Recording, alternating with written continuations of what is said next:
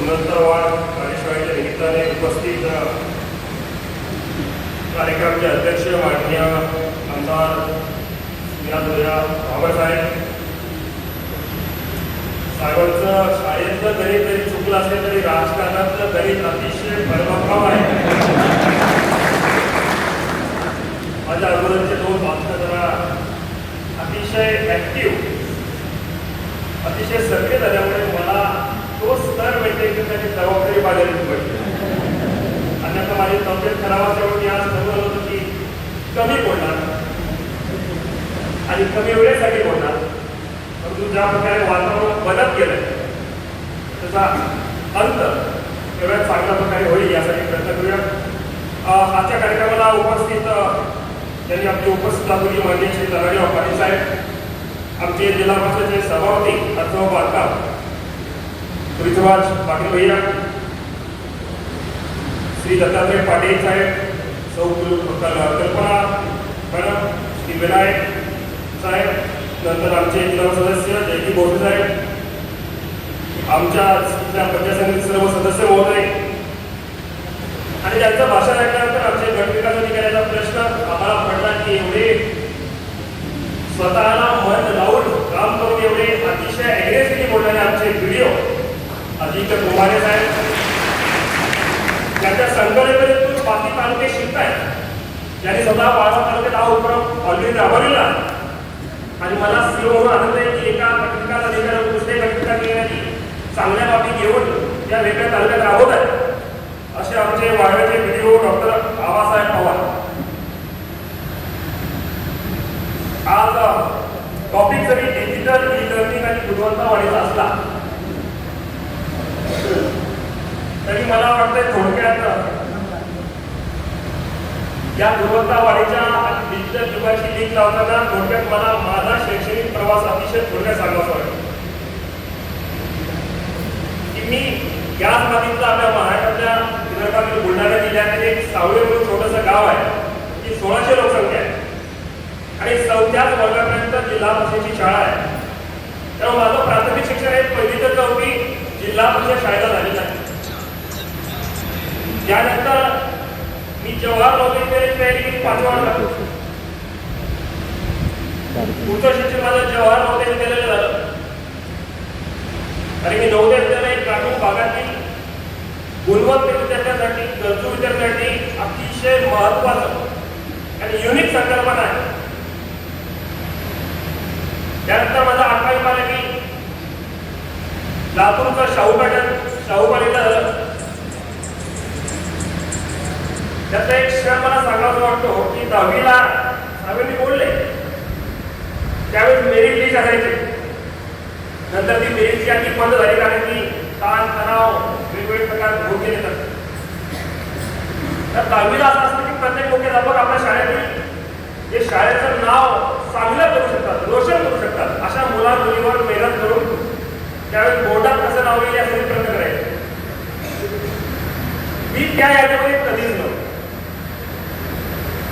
परंतु बोर्डामध्ये 10वीमध्ये माझ्या आयुष्यातील सर्वोत्तम टक्केवारी 91.73% घेऊन मी त्यावेळेस 25वा मेरिट होतो झालं. आजकाल 91.73 वाटले की ते त्याचं काहीच महत्व नाही, कारण की आपली आता स्पर्धा येणं मिळतं तर पुढे सुरू होतं. काही काही वेळेस तर 100च्या वरती टक्केवारी प्राप्त होते स्पोर्ट्स वगैरे. 11वी बारावी झाली, ग्रॅज्युएशन झालं. माझं बीटेक इंजिनिअरिंग मी ट्रिपल जबलपूर मध्य प्रदेशातून केलेलं आहे आणि त्यानंतर एक छोटासा एपिसोड मला सांगायला वाटतो की कॅम्पस प्लेसमेंट झाली. मला त्यावेळेस 2012 मध्ये 7.5-8 लाखाचं पॅकेज मिळालं आणि मला म्हटलं की मी घरी गेलो आनंदाने सगळं वाचून सांगितली. त्यावेळेस स्मार्टफोन पण नव्हते. वडिलांनी फक्त गावी थांबून घेतलं की हप्ताभर घरी थांबपर्यंत कॉलेजला जाऊ. शेवटचा अजून सेमिस्टर बाकी होतो. 7 दिवस गावावर फिरलो. आम्ही अजूनही गावात राहतो, तेव्हाही गावात जायचं आणि हे 7-8 दिवस फिरल्यानंतर मला विचारलं की तुझ्या 7.5 लाख रुपयाचं मी काय करू, किंवा माझ्या लोकांच्या ते काय काढू. आणि प्रायव्हेट सेक्टर लागलो होतो, सॉफ्टवेअर कंपनीला होतो. त्याचं उत्तर माझ्याकडे होतं. शेवट तुम्हाला काय अपेक्षित आहे ते मला एवढंच म्हटलंय की 21व्या वर्षी तू 7.5-8 लाख रुपये कमवावे अशी माझी अपेक्षा नाही. मला माझ्या वेळेस शिकण्याची परिस्थिती नव्हती. पहिलं तू तुझं शिक्षण पूर्ण करून घ्यावं आणि नंतर बघता येईल मग करायचं काय. तेव्हा ऑप्शन ओपन झाले. वयाच्या 21व्या वर्षी मी गुगलवर टाईप केलं की UPSC आणि IAS चा फुल फॉर्म काय. त्यावेळेस UPSC तयारी सुरू केली. त्या लोकांची ओपिनियन घेतली काय करायचं कारण की हे क्षेत्र नवीन होतं. ग्रामीण भागातून गायडन्स कमी असतो. तर 99.99% लोकांनी म्हटलं की कलेक्टर बनणं आपल्या आमचा ध्येय नाही. आपण PSI, STI, पोलीस भरती, आर्मी भरती इथपर्यंत ठीक आहे. करायचं तर नोकरी करता येतं का याची चूक नव्हतीच. कारण माझ्या गावकऱ्यांनी कधी कलेक्टर आणि SPI पाहिलंच नव्हतं. सर्वात मोठा अधिकारी म्हणजे ग्रामसेवक, याच्यापेक्षा मोठा अधिकारी म्हणजे तलाठी आणि सर्वोत्तम अधिकारी म्हणजे पोलीस स्टेशनचा कार्यभार. हे आमच्यासाठी करीत आहे.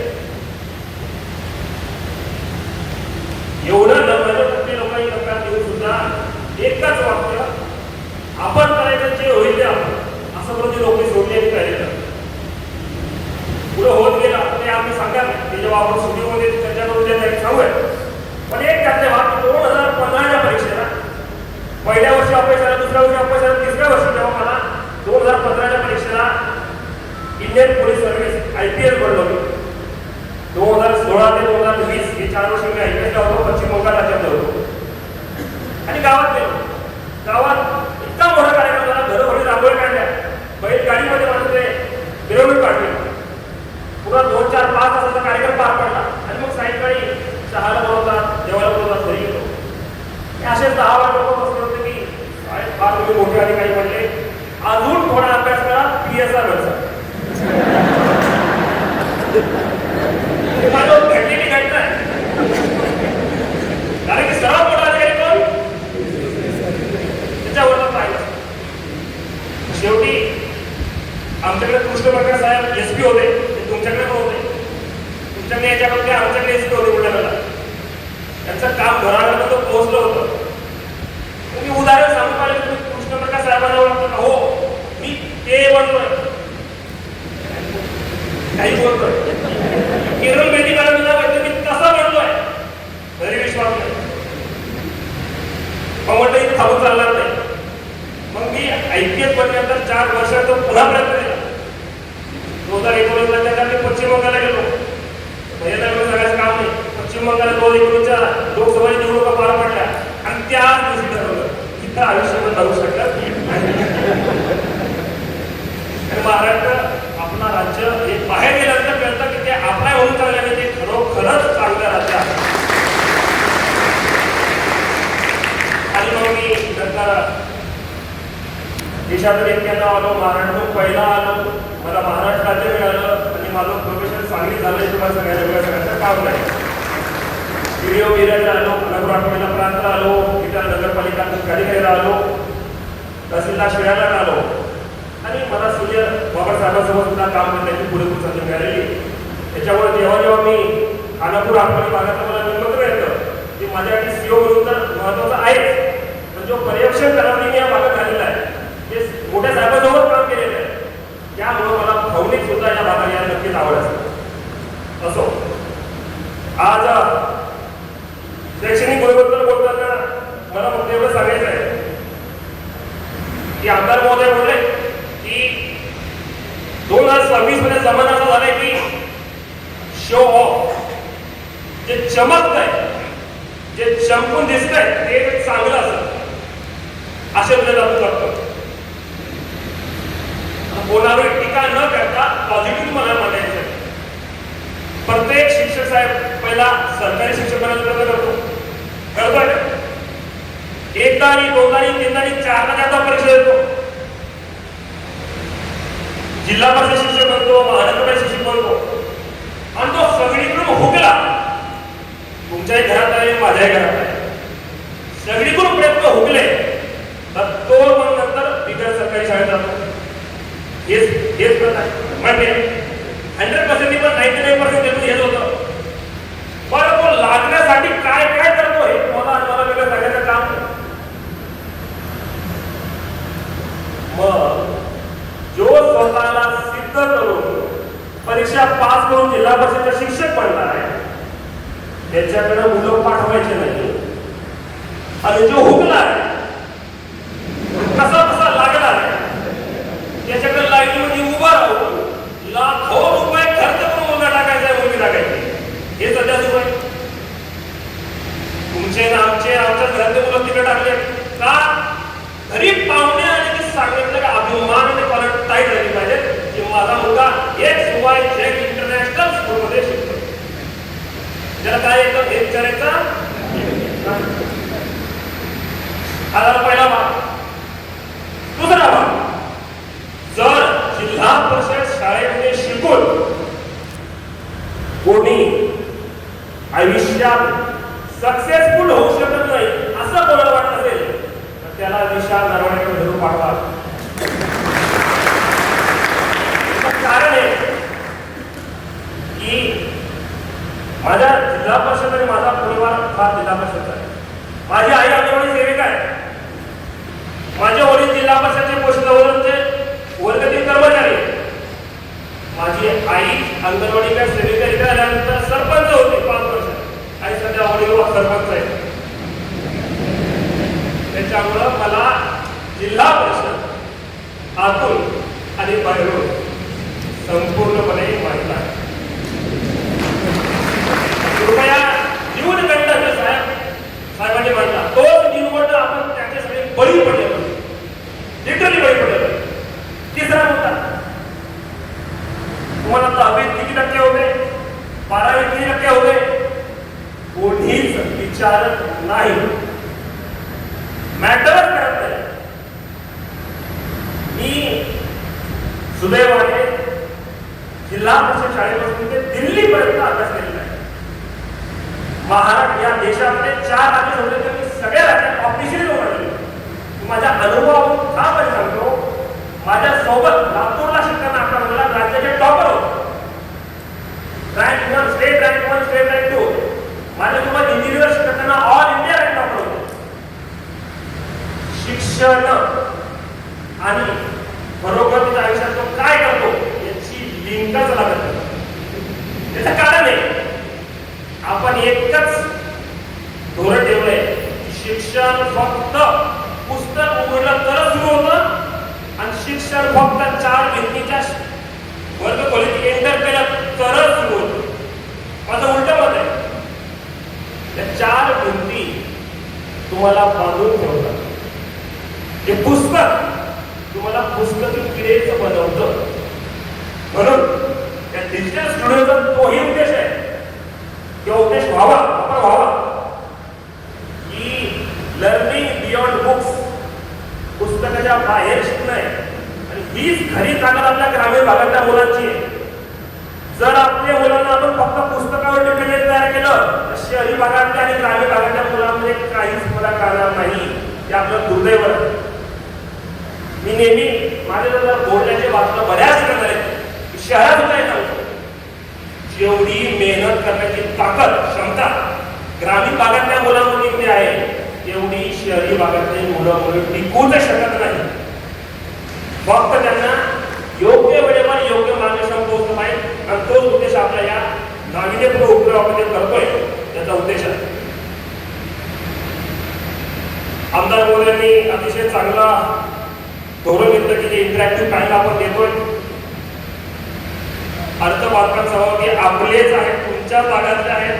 त्याच्यामुळे किती खोल्या मंजूर करायच्या, किती दुरुस्त करायच्या हे आम्ही ठरवणारच आहोत. त्याच्यामुळे पण मला आनंद आहे की जेव्हा जेव्हा मी या भागात येतो खरोखर शैक्षणिक वातावरण फार चांगलं आहे. त्याचं कारण आमदार मोरे म्हणून त्यांनी त्याची प्रवाह पंचायत समितीपासून जिल्हा परिषदपासून ते आमदारकीपर्यंत आपली चर्चा सुरू होती. टॉप मोस्ट प्रायोरिटी ही शिक्षण आहे, केवळ शिक्षण आहे. हे त्यांच्या बोलण्यातून आणि त्यांच्या कृतीतून दिसत आहे. मला अजून एक, आज आपण डिजिटल सुरू करतो पण मी दुसरी बाजू म्हणतो आणि मी प्रत्येक शिक्षणाच्या मीटिंगमध्ये बोलतो. एक वेळ होती जेव्हा जिल्हा परिषद शाळेला खोल्या नव्हत्या, कच्च्या होत्या. मी ज्या शाळेत लाल मातीवर आम्ही पोतं घेऊन जायचो बसायला 2001-1990 आसपास.